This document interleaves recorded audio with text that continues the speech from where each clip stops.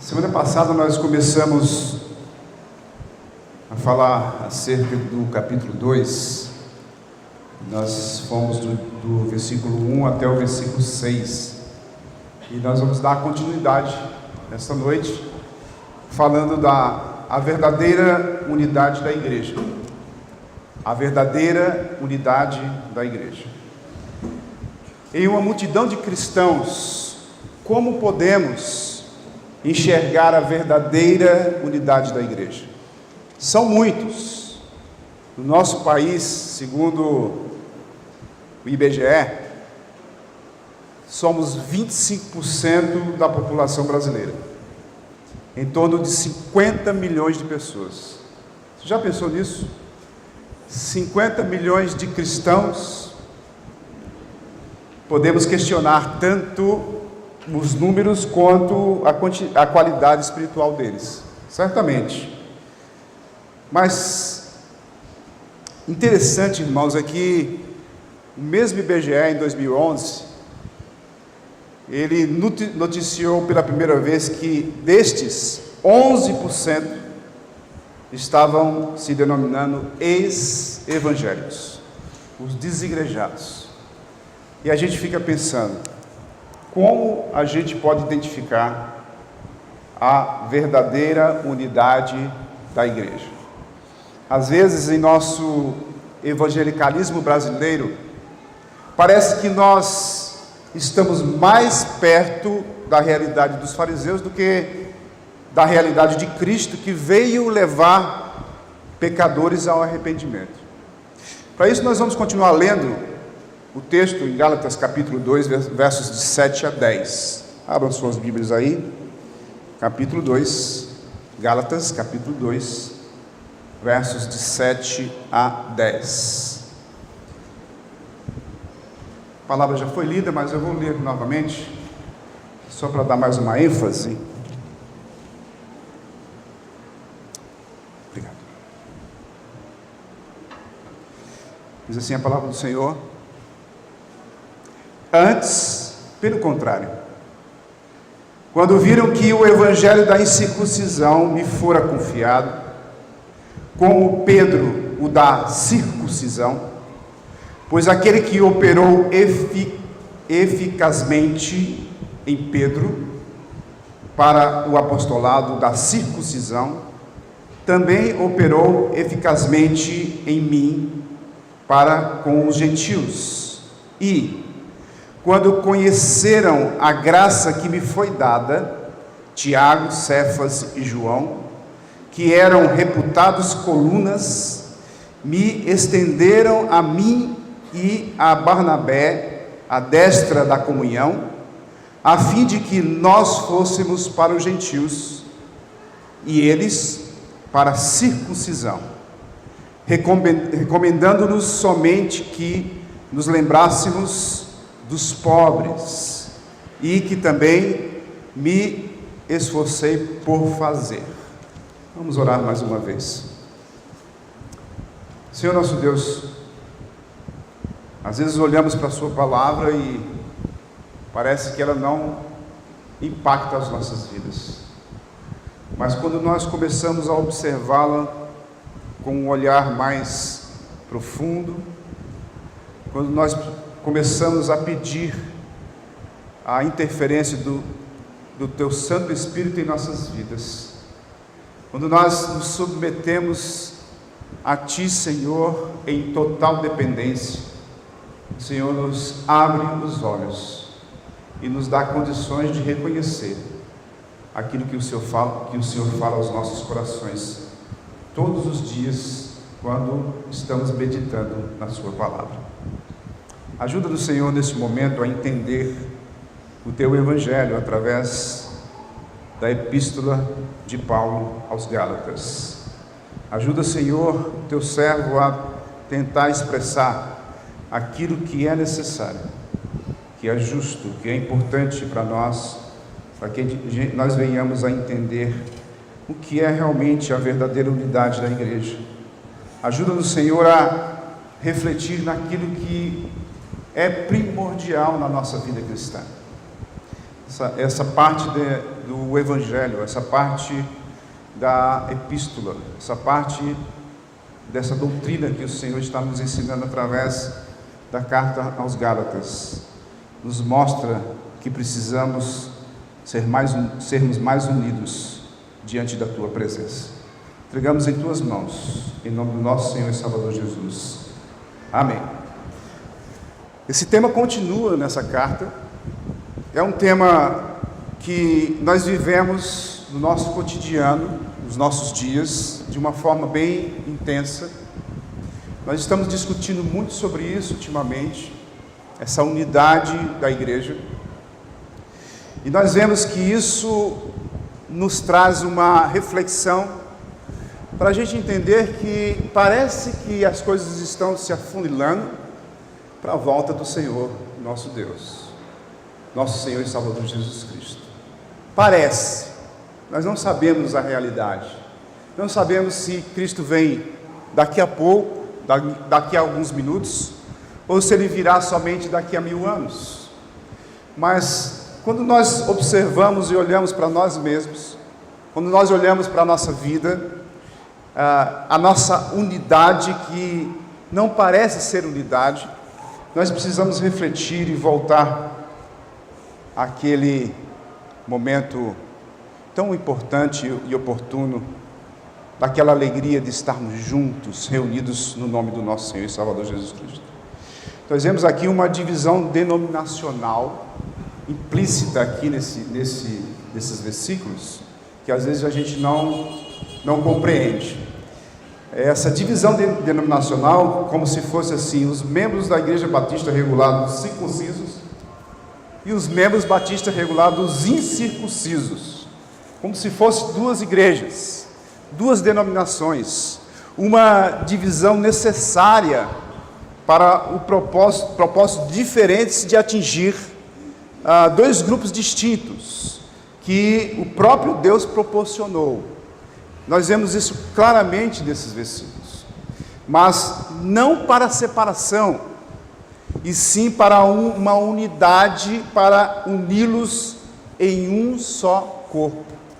Duas pessoas totalmente diferentes, dois grupos de pessoas totalmente diferentes, judeus e gentios, pessoas designadas a cuidar dos judeus, pessoas designadas a cuidar dos gentios. Qual é a proposição desse tema para nós hoje? As verdadeiras marcas da unidade da igreja têm bases nos princípios bíblicos, nos quais são inegociáveis. Vou repetir. As verdadeiras marcas da unidade da igreja têm bases nos princípios bíblicos, nos quais são inegociáveis. Qual o significado das verdadeiras marcas da unidade da igreja? Primeiro, significa aceitar qualquer um e todos aqueles que estão em Cristo. Significa aceitar qualquer um e todos aqueles que estão em Cristo Jesus, independentemente dos seus antecedentes culturais e étnicos. Preste atenção. Os antecedentes culturais e a etnia de um povo não vai mudar a unidade da igreja. Uma ilustração interessante. Um cristão norte-americano, por exemplo, tem muito mais afinidade com o crente no Evangelho que leva a uma existência nômade nas planícies mongóis, do que com um incrédulo na sua cultura, que é seu vizinho de rua, que dirige um carro parecido com o seu, cujos filhos frequentam a mesma escola que os seus. A unidade cristã não leva em consideração distinções culturais, nem depende da similaridade cultural. No verso 4 da preleção anterior, vimos que eles queriam nos tirar da liberdade de Cristo para nos submetermos novamente à escravidão. Lembre-se disso, vocês lembram disso? Se a formação da igreja se dividisse em duas partes, seríamos cristãos separados em duas igrejas de Cristo. Já pensou nisso? Eu falei isso na preleção anterior. Se realmente Paulo, Cefas, Tiago, aqueles que estavam ali, não reconhecessem que as duas partes deveriam caminhar juntos, tanto o pregador para os judeus, como os pregadores para os judeus, como os pregadores para os gentios. Seríamos duas igrejas de Cristo. Como seríamos hoje? Dois partidos, duas brigas constantes entre os dois, ou brigas constantes entre os dois.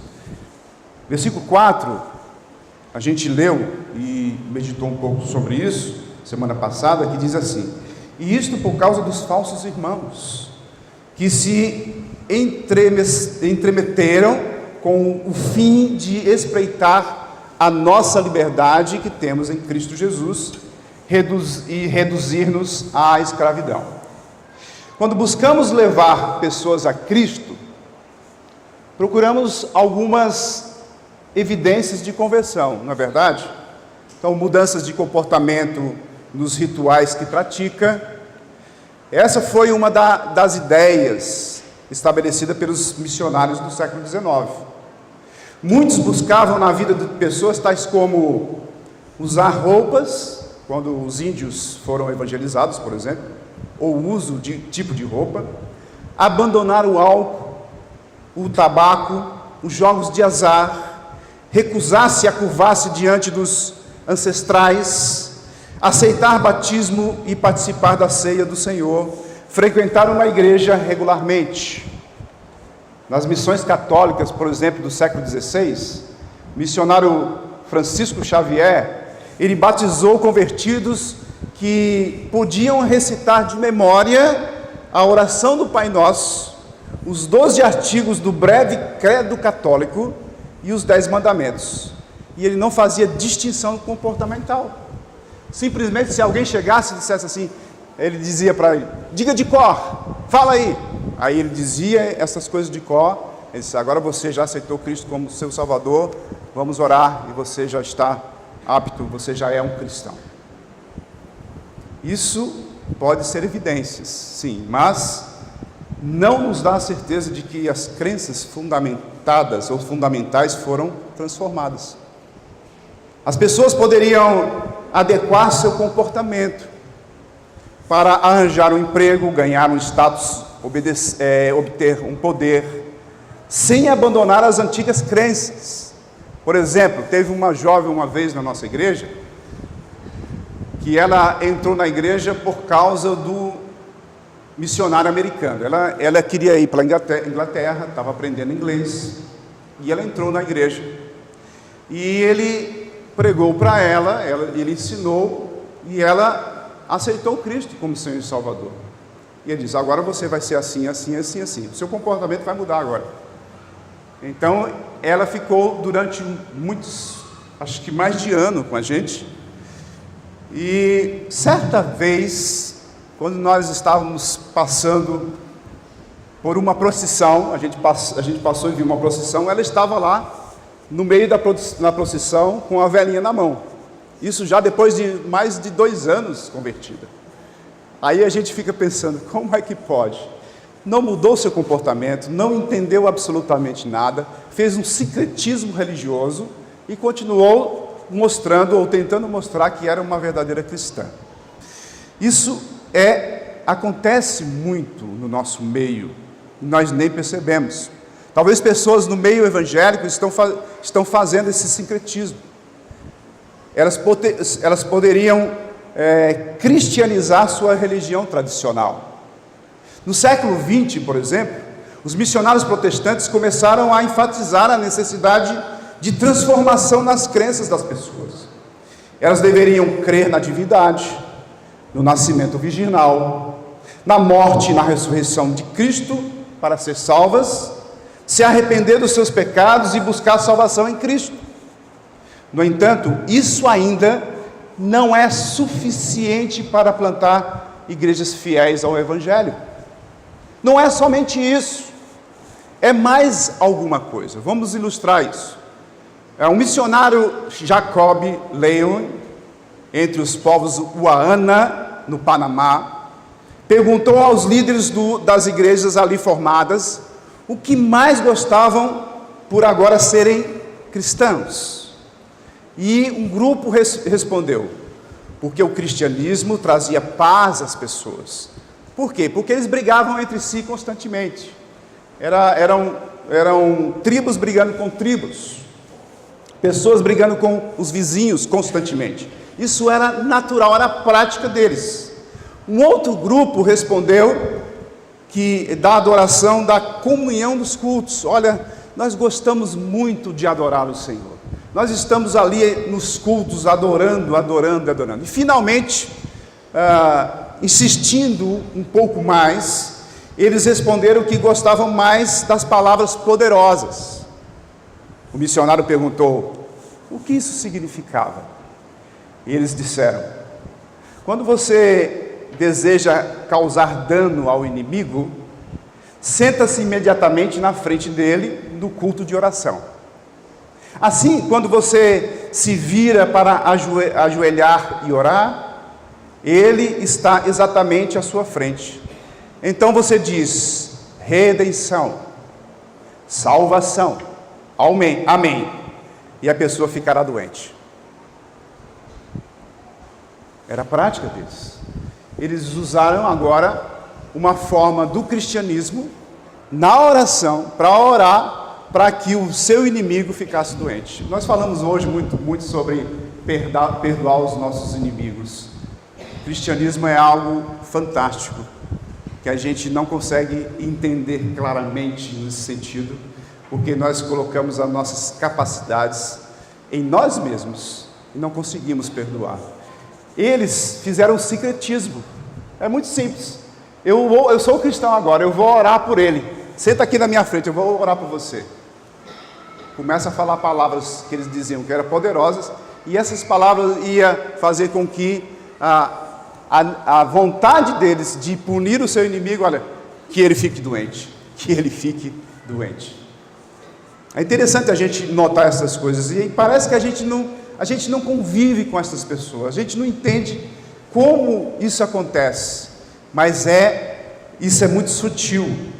Por exemplo, em uma vila na Índia, as pessoas pintaram uma cruz branca na frente de suas casas, e quem passava dizia assim: esses são os crentes, porque eles colocaram o símbolo cristão nas suas casas. Que bênção!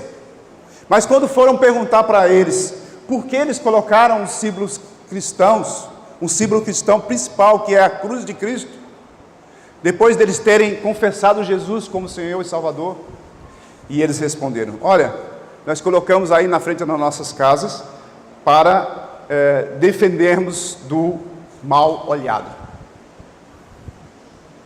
Será que nós, como cristãos, não temos alguns pensamentos desta forma e nem percebemos? Olha, eu vou para a igreja porque se eu for hoje para a igreja eu vou ser abençoado. Só isso nos dá uma noção de que estamos errados no pensamento de que, se fizermos alguma coisa, nós acrescentaremos ou receberemos um favor de Deus a mais para a nossa vida cristã. Olha, se eu for para a igreja, na escola dominical, e o pastor me vê lá e diz: pastor, eu estou aqui. Isso não acontece na nossa igreja, mas acontece em muitas igrejas. Olha, pastor, cheguei, viu? Eu estou aqui. Nós vemos o entendimento equivocado de Simão, por exemplo. Abra suas Bíblias lá em Atos, capítulo 8, versículo 14 a 24. Atos,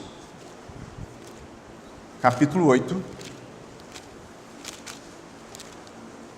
versos 14 a 24. Diz assim a palavra do Senhor. Atos 8, 24. Atos 8, 14.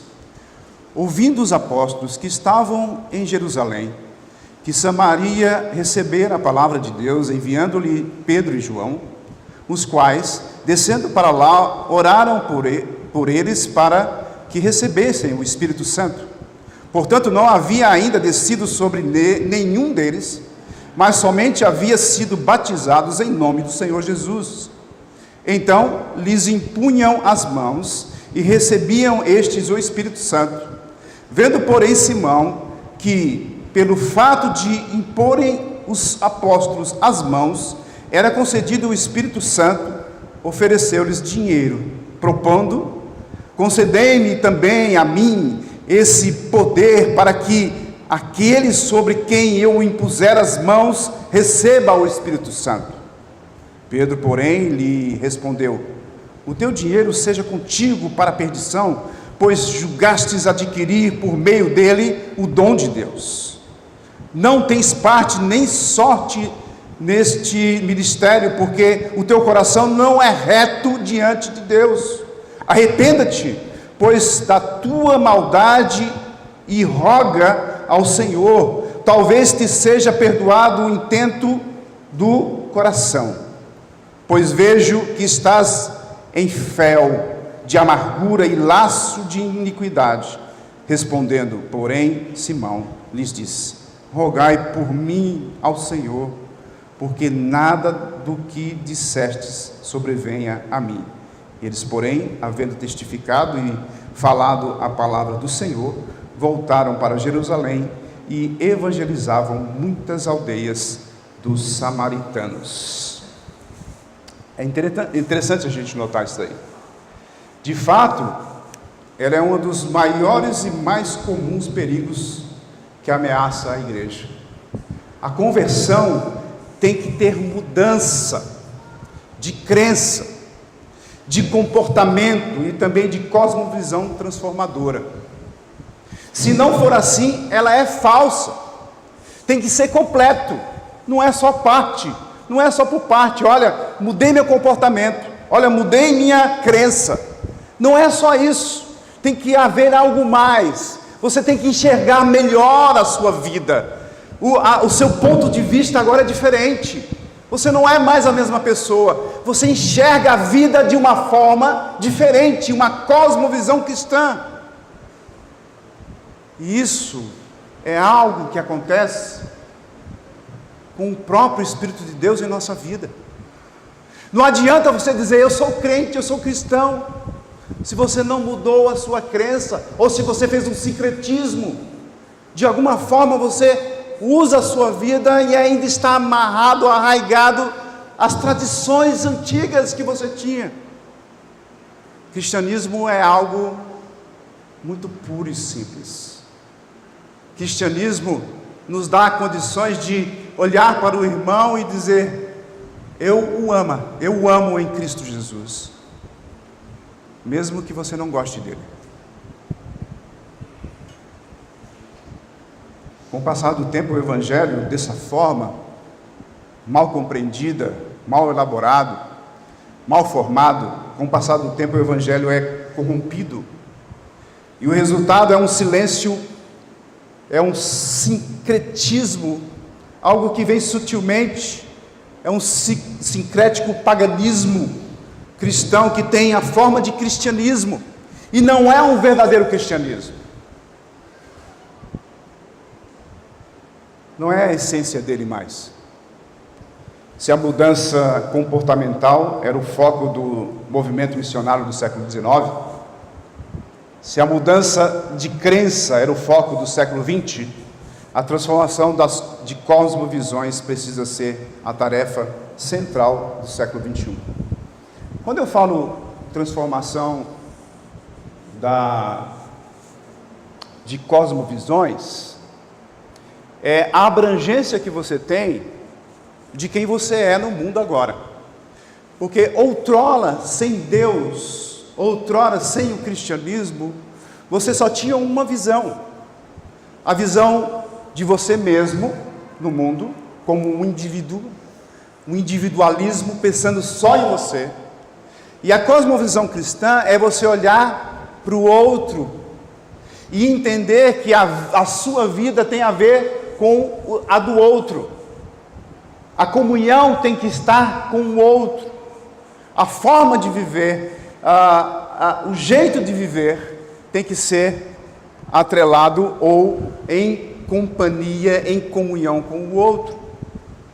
É isso que nós percebemos numa cosmovisão cristã. Eu preciso olhar para o outro com amor. Eu preciso olhar não só para o outro que tem a mesma fé, mas devemos olhar para o outro que não tem a nossa fé. A cosmovisão cristã, ela abrange um aprofundamento maior, uma abrangência maior. Eu consigo enxergar os comportamentos das pessoas que estão em minha volta. Eu consigo enxergar que, às vezes, uma pessoa está agindo mal comigo por causa da influência negativa que ele teve na sua vida outrora, nos seus traumas, nos seus problemas. E eu consigo tentar adequar a vida dele para que ele tenha comunhão plena comigo em Cristo Jesus. Não devemos hoje insistir em acréscimos à fé no Evangelho. Nada de acréscimo. Para que acrescentar alguma coisa, se o Evangelho já é suficiente para mim? O Evangelho, ele tem a suficiência em Cristo. Cristo é suficiente para nós em todas as coisas. É isso que o Evangelho nos ensina. Algumas igrejas ensinam que para alcançarmos a salvação precisamos de crer em Cristo e ser batizado, integrar no rol de membros, falar em línguas para termos certeza que somos cristãos. Acrescentam regras culturais à Bíblia, como modo de vestir, modo de se divertir. Eles insistem, se há alguém que viole os padrões, eles não são cristãos. Houve um tempo, por exemplo, em que era pecado usar barba. Já pensou se hoje fosse pecado usar barba ainda? Quem tem barba aí, levanta a mão. Deixa eu ver, não sei nem, tem algumas pessoas que têm barba ali. É pecado usar barba. Por que é pecado usar barba? Por causa, por exemplo, de Fidel Castro, por exemplo. A justificativa: Fidel Castro usa barba, então você não pode. Você é cristão? Não usa barba. Já pensou nisso? Não é pecado usar barba, né? Não podia ir ao cinema, por exemplo. Olha, se você for para o cinema, você está excomungado. Se você for para o cinema, você vai ser disciplinado. Se você for para o cinema, você vai sair do hall de membros da igreja. Só que os mesmos que apontavam o dedo para as pessoas que iam para o cinema eram os mesmos que tinham um videocassete em casa e assistia os mesmos filmes do cinema. Então a gente coloca as coisas como regras, mas não entende que essas regras são infundáveis para uma vida cristã plena. Eles dizem salvos pela fé, mas com essas distinções. E nós olhamos para a palavra de Deus, que é o crivo da nossa vida cristã. Por exemplo, se você abrir a sua Bíblia lá em 1 Coríntios capítulo 6, versículo 12, o que diz lá? 1 Coríntios 6, 12, diz o seguinte: todas as coisas me são lícitas, mas nem todas convêm. Todas as coisas me são lícitas, mas eu não me deixarei dominar por nenhuma delas. E é interessante que o apóstolo Paulo repete de novo em 1 Coríntios capítulo 10, versículo 23. Ele diz novamente: olha, todas as coisas são lícitas, mas nem todas convêm. Todas são lícitas, mas nem todas edificam. Será que nós conseguimos guardar essa palavra como um crivo para a gente olhar para as coisas e dizer: olha, isso daqui, eu posso fazer o que eu quiser na minha vida, eu estou livre em Cristo Jesus, todas as coisas me são lícitas. O mundo é de Deus, não é do diabo. O diabo, ele recebeu uma concessão para administrar essa sociedade corrupta. mas o mundo ainda é de Deus. Tudo é de Deus. Não existe nada na face da terra, nem 1 milímetro que não é do nosso Senhor Jesus Cristo. Foi entregue a Ele. Tudo é dele. Agora, tudo me é lícito, mas nem tudo me convém, porque mesmo que as coisas são lícitas, nem todas as coisas vão me edificar. E eu preciso entender essas coisas. Quais são as coisas que eu posso fazer que edificam? E quais são as coisas que eu não posso fazer que não edificam? É simples. Será que eu, quando sento na frente do computador e vou olhar as coisas, elas são lícitas? Sim, são lícitas. Mas convém? Quando é que eu sei se convém ou não convém?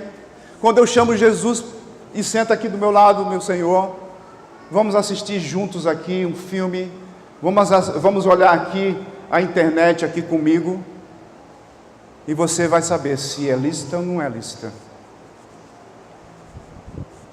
Se convém, aliás, ou não convém. Você faz isso? Porque quer queira você convide o Senhor Jesus para ver com você, ou estar com você, quer queira, quer não, Ele está de todas as formas. Não adianta você dizer assim, olha, eu vou dar uma escondidinha aqui de Deus, porque Deus não está vendo, eu vou fazer isso. Não, Ele vê tudo. Não se preocupe com isso. Não precisa nem convidá-lo, Ele está vendo. Temos que ensinar nossos filhos a terem um senso crítico, apologético. Eu falei isso pela manhã. Mas você erra quando cria suas crianças em uma redoma, em uma bolha. Pastor, eu tenho que proteger meus filhos. Sim, lógico. Tem que proteger seus filhos. Mas antes de você proteger seus filhos, você tem que ensinar. Você tem que ensinar o que é certo, o que é bom, o que é agradável, o que é lícito, o que convém. Porque quando ele estiver, você não vai conseguir segurar seu filho todo o tempo. Você não vai criar uma bolha para colocar seu filho lá e ele respirar somente um ar puro. Jamais. Às vezes nós criamos subcultura evangélica. Isso é um problema sério. Meu filho só pode estar num colégio que é denominação batista regular, por exemplo. Excelente quando você pode fazer isso. Mas nem sempre você faz isso. Nem sempre você pode. Nem sempre vai ter professores somente cristãos. Nem sempre você vai ter uma escola cristã. Nem sempre você vai para um hospital cristão. Você vai ser tratado com médicos cristãos que vai te cuidar como Cristo cuida da igreja. Não é assim. A gente cria subculturas. Nós vivemos num mundo difícil, mas somos de Deus, protegidos por Deus, para sermos instrumentos de modificação, de influência positiva. Agora a gente foge dessas coisas, porque a gente diz, olha, aquilo ali eu não posso nem entrar. Jesus não tinha esse negócio. Ele sentava no meio dos pecadores. Ele não sentava na roda dos escarnecedores para ser escarnecedor, mas ele sentava no meio daqueles que era a escória da sociedade, para poder ensiná-los como deveria ser uma vida verdadeira em Deus.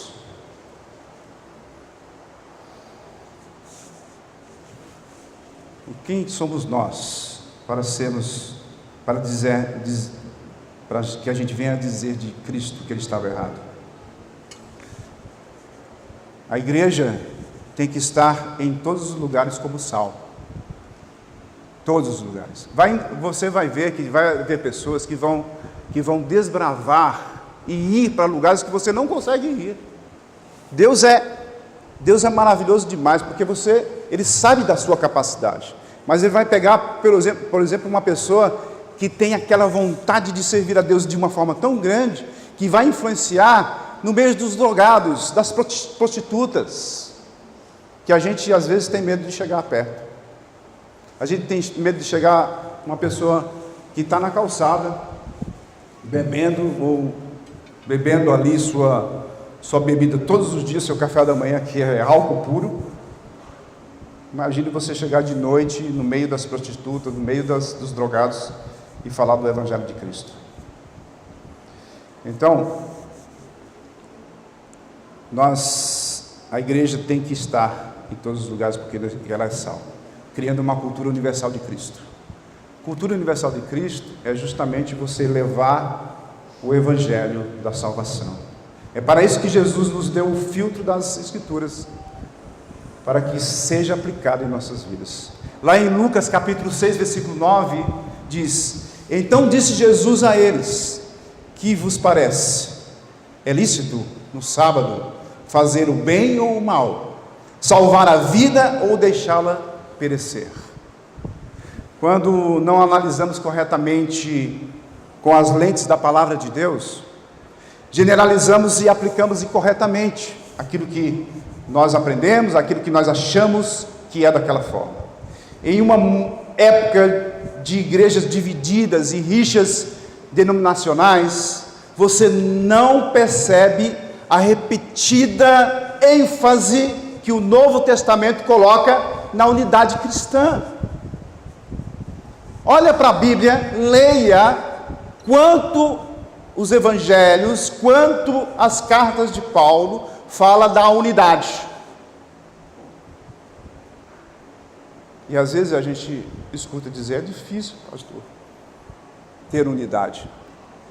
É difícil, não é difícil ter unidade, é difícil ter uniformidade. A gente confunde as palavras, os significados.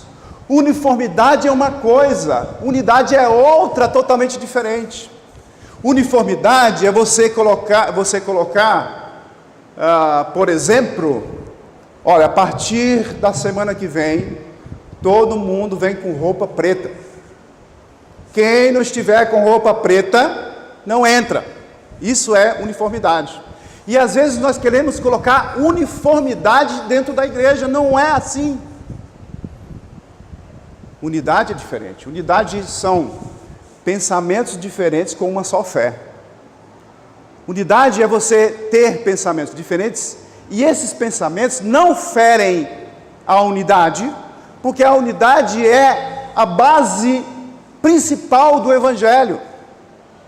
Cristo é o Senhor da nossa vida. Ele é o nosso Salvador. Ele é o nosso Mestre, nós somos seus discípulos. Ele manda, a gente obedece.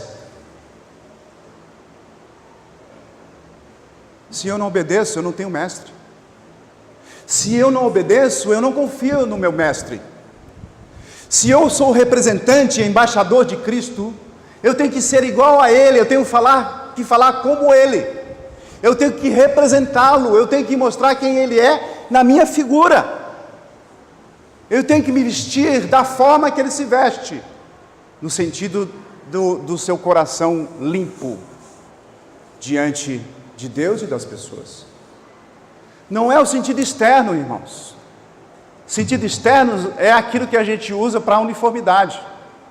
Sentido de unidade, ela é algo interno. É algo que vem do meu coração, do seu coração. A gente precisa entender essas coisas. Porque não adianta você ter um comportamento externo, você ter uma crença meia sincretizada, se você não tiver uma visão completa do que é realmente o Evangelho. É algo que vem do seu interior, porque do seu interior flui água viva. Do seu interior existe alguém que está habitando. Você passou a ser uma habitação, um templo de Deus.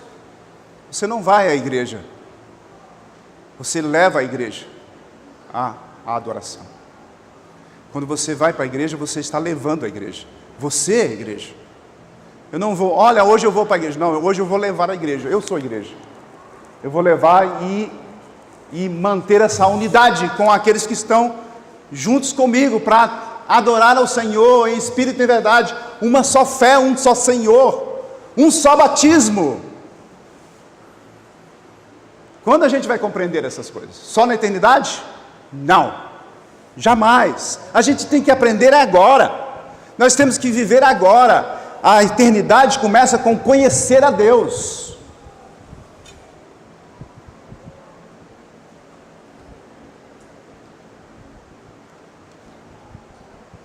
Então, muitas vezes nós não percebemos que a palavra de Deus nos ensina constantemente sobre a unidade cristã. Segundo significado das verdadeiras marcas da unidade da igreja significa reconhecer que temos chamados diferentes. Versículos 7 a 9. Steve Larson, um grande pregador dos nossos dias, ele é dispensacionalista. Eu posso dizer que ele é um americano batista regular, pregou várias vezes na Fiel, eu já ouvi ele várias vezes, leio os livros dele. Ele tem o mesmo pensamento que a gente, mas ele diz o seguinte, ele diz, é uma pessoa que muito bem conceituada, bem iluminada do Senhor, a gente vê claramente o ser piedoso que ele é, e ele diz o seguinte: nós não seguimos uma igreja, não seguimos uma denominação, não seguimos um ministério, não seguimos uma causa, seguimos apenas Jesus. Seguimos apenas Jesus. Siga Jesus e você vai ver que você vai ter unidade. Você vai adquirir unidade com os outros irmãos. O cristão tem que ser um seguidor de Jesus. Os apóstolos reconheciam entre si quando viram, olha aí o versículo 7, quando viram. O verbo ver aqui tem o sentido de observar mais minuciosamente. Perceberam o chamado diferente. Paulo, do evangelho da incircuncisão, e Pedro, da circuncisão. Uma distinção do evangelho para o mundo gentílico e o evangelho para o mundo judaico. Aí, mais à frente, no versículo 8, fala que operou eficazmente. Quem operou eficazmente? Tanto em um como no outro? O próprio Jesus. Ele opera eficazmente em você e em mim. Ele operou eficazmente em cada um de nós. Quando Ele tocou o nosso coração, abriu os nossos olhos, deu fôlego novamente de vida, e nós que estávamos mortos ressuscitamos. E vimos a sua glória, a glória do unigênito, do Deus Todo-Poderoso. Ele nos vivificou. Ele operou eficazmente em cada um de nós, ou não? Será que Ele não operou eficazmente em você? Será que você ainda não entendeu o que é o Evangelho? Será que você vai viver uma vida medíocre, uma vida farisaica, tentando mostrar o que você não é? Porque se você tenta mostrar o que você não é, Deus vai mostrar quem você é. E você precisa mudar a sua vida, se você foi alcançado pelo poder do Espírito de Deus em sua vida. Que privilégio eu tenho, que privilégio você tem, de estar aqui reunido, ouvindo a palavra e louvando em espírito e em verdade. Que privilégio você tem que muitos não têm. Que privilégio você tem de estar em uma igreja coberta, onde outros estão numa igreja descoberta e mesmo assim louva com mais amor a Cristo Jesus.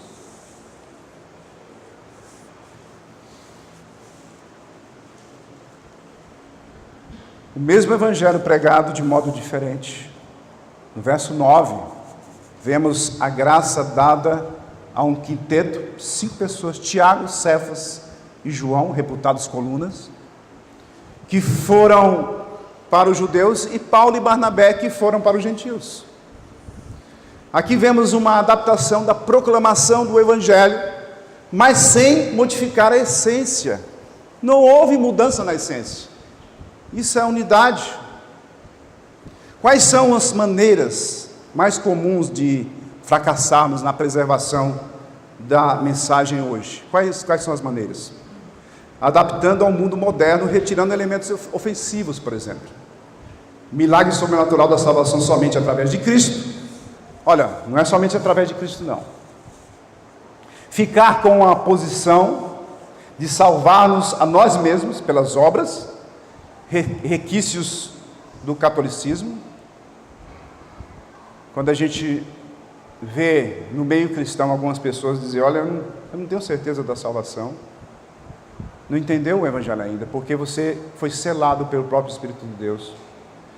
Algumas pessoas que dizem assim: olha, eu preciso fazer alguma coisa para Deus, eu vou me esforçar para fazer alguma coisa para Deus, eu preciso fazer a obra de Deus, para que Deus olhe para mim e demonstre mais amor por mim.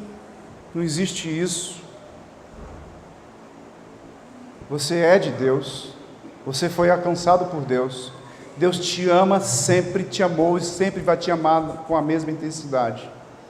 Ele não vai amar menos nem amar mais. Ele te deu vida e vida em abundância. Ele deu o Filho para morrer por você. Ele te deu tudo o que você necessitava. Você só precisa ser grato a Ele, com muita alegria, e deixar que Deus use você da melhor forma possível, com toda a capacidade que Ele dá para você, para honrar o nome dEle, para que o nome dEle seja glorificado em você.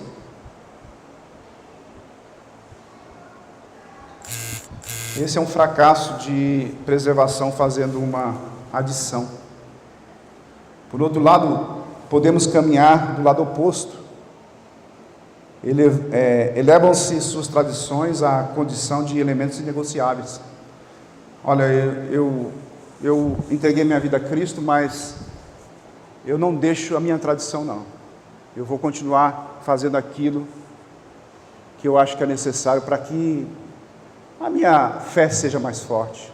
Olha, eu aprendi alguma coisa ali, eu vou continuar com aquilo ali e com o cristianismo aqui. Não é assim. Ou você entrega a sua vida totalmente a Cristo e Ele seja o seu Senhor, e aquilo que Ele fala, você segue.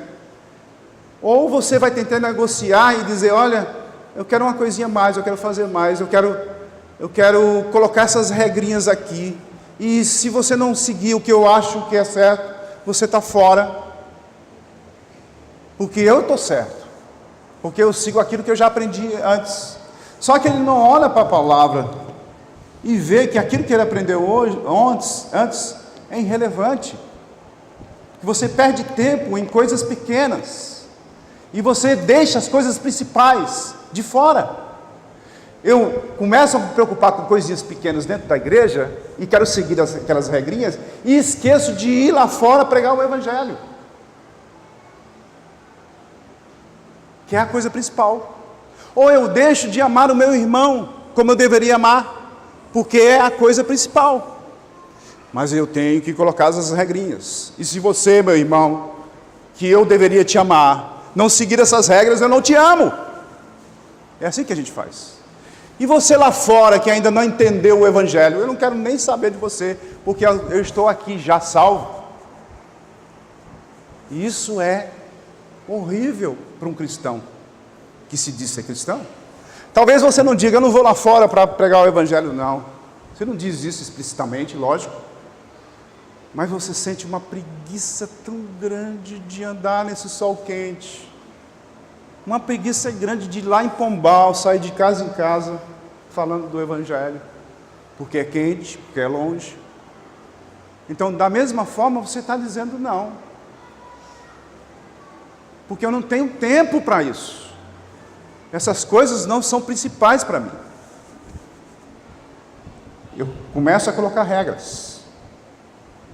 Vai fazer 26 anos que eu fui convertido e eu ando ali no SBC. O que eu mais gosto quando eu vou para Juazeiro, para o Crato, é chegar naquele lugar tão especial para a gente, para a família, para as pessoas que passaram por ali.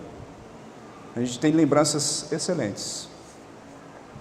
E desde que eu me converti, eu sempre ia para lá. Conheci muitos pastores que se formaram durante muito tempo. E sempre tinha vontade de entrar naquele lugar, de ser um pastor também. Mas eu não sabia que Deus tinha preparado. Eu achava impossível, com muita vontade.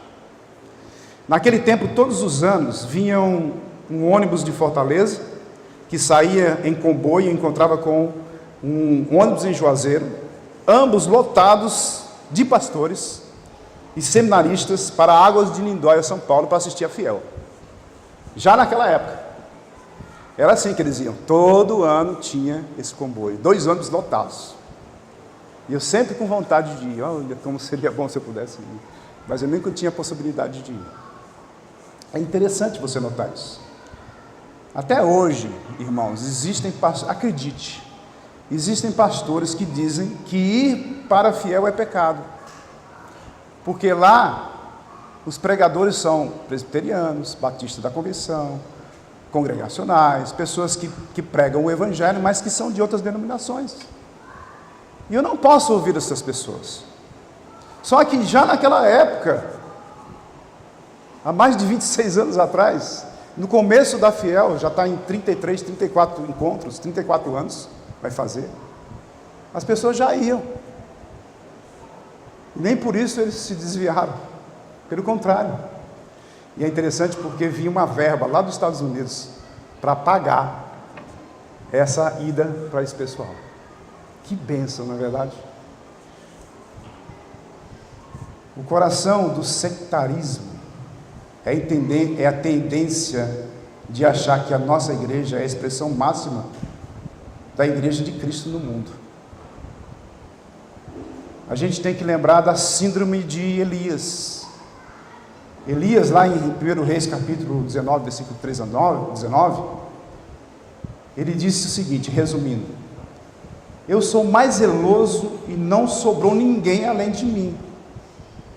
Mas a resposta de Deus foi, para esse tipo de pensamento de Elias, foi: eu preservei 7.000 que não se ajoelharam diante dos deuses. Eu preservei 7.000, você não é o único, Elias.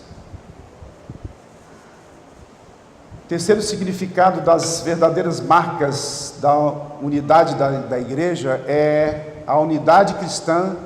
Significa que deveríamos continuar nos lembrando dos pobres.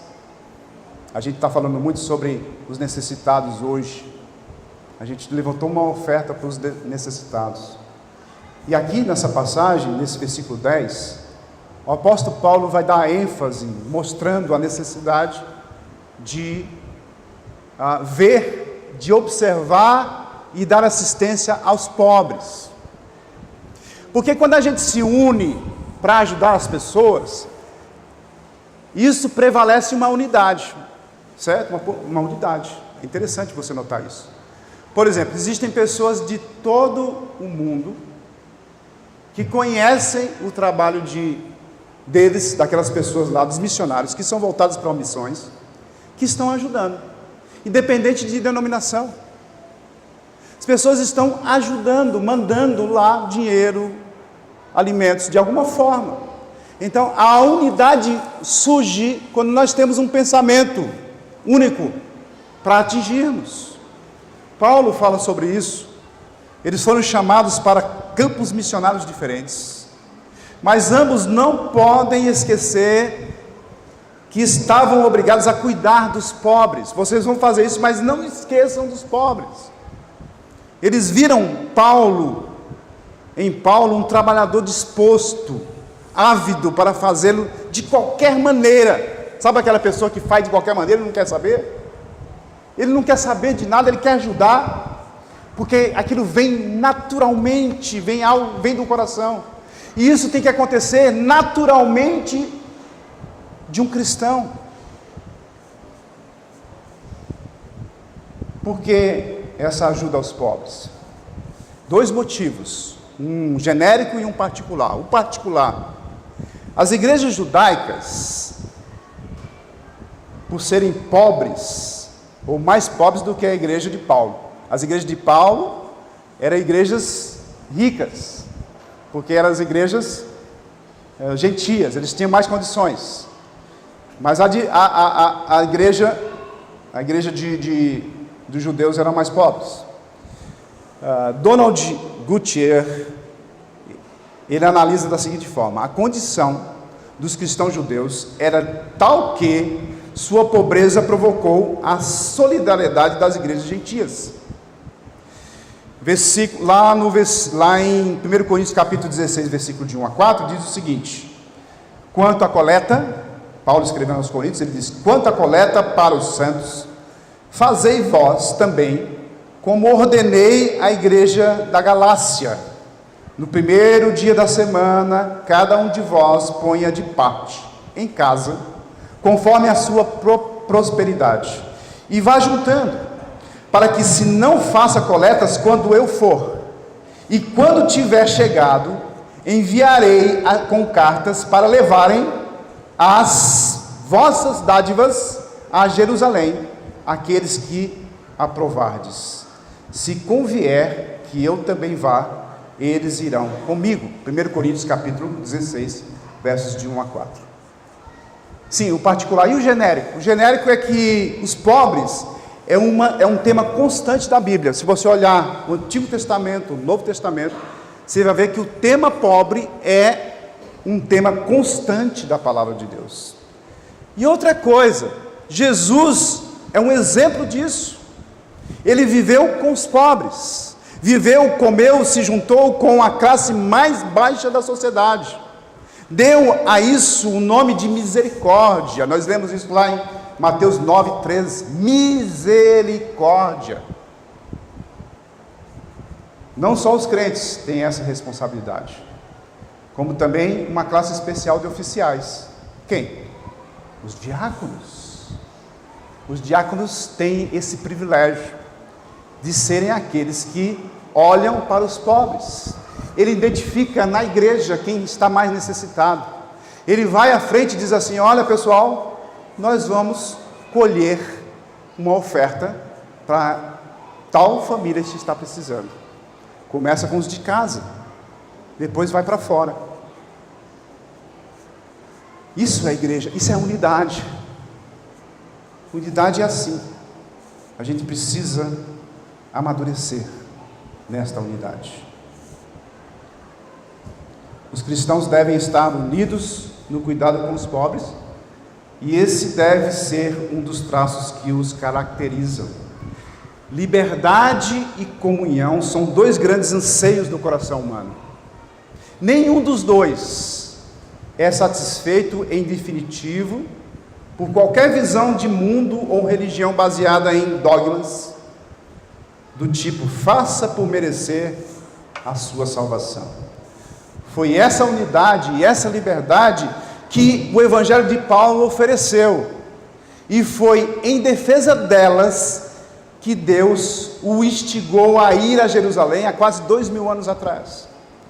Divisão e escravidão eram coisas a que Paulo não se submetia. Nós vemos isso no versículo 5. Tampouco nós devemos fazer. A unidade da igreja de Cristo aparece quando surge a oportunidade de ajudar os pobres, como eu falei anteriormente. Surgiu um problema lá em Moçambique. A unidade aparece nesse momento, quando nós nos unimos para ajudar. A unidade é expressada nessa atitude de misericórdia. Para terminar, Jeremias Burroughs, um reformador que nasceu em 1600, já em sua época se preocupava com a falta de unidade. Ele formulou 6 pontos importantes. Ele era alguém muito piedoso também, que primava pela palavra de Deus. Ele disse o seguinte: as diferenças doutrinárias são inevitáveis.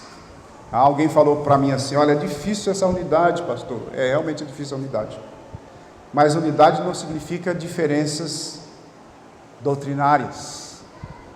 As diferenças doutrinárias existem, são inevitáveis, mas a unidade tem que haver mesmo nessas diferenças.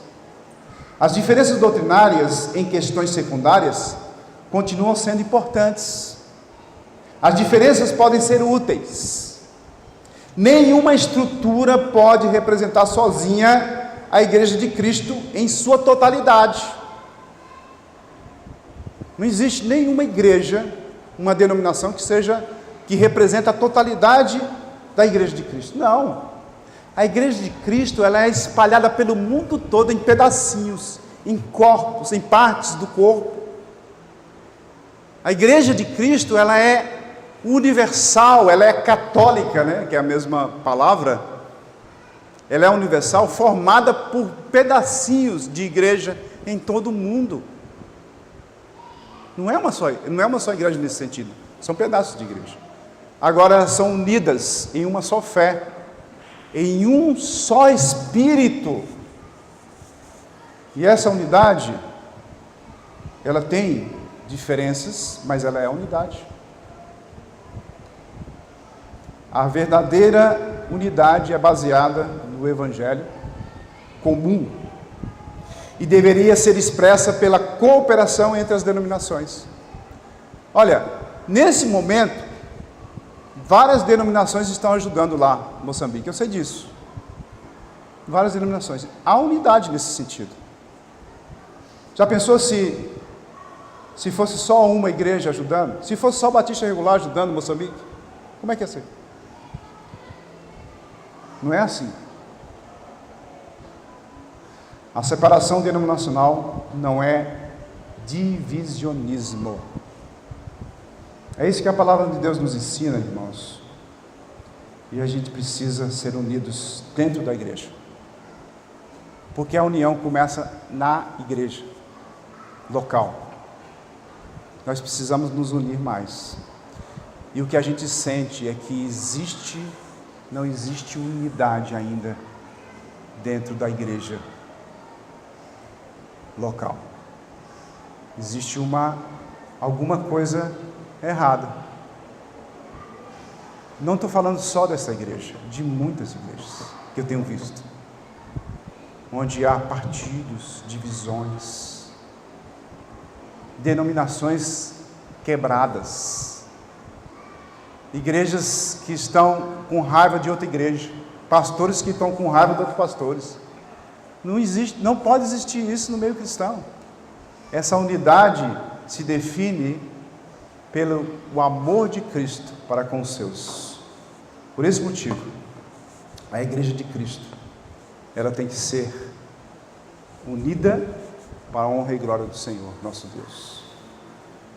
Deus esteja abençoando cada um de nós e que nós possamos entender um verdadeiro evangelho, puro e simples, que nos dá a vontade de servir cada vez mais ao Senhor dos Senhores, Rei dos Reis. Amém? Senhor nosso Deus, Pai Todo-Poderoso, nós somos gratos pela Tua Palavra. Ela nos ensina coisas incríveis para as nossas vidas. Mesmo escrito há mais de 2.000 anos ou mais de 3.000 anos, ela é viva e eficaz, porque a voz do Senhor fala nos nossos corações.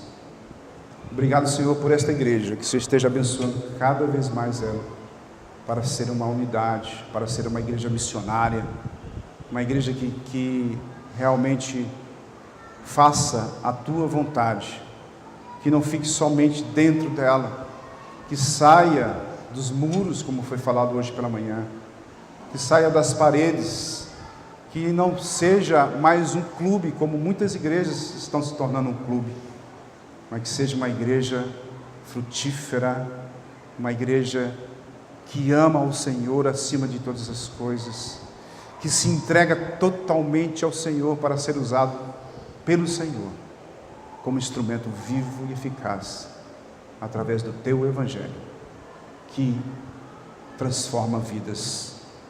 Usa-nos, Senhor, em nome do nosso Senhor e Salvador Jesus Cristo. Amém.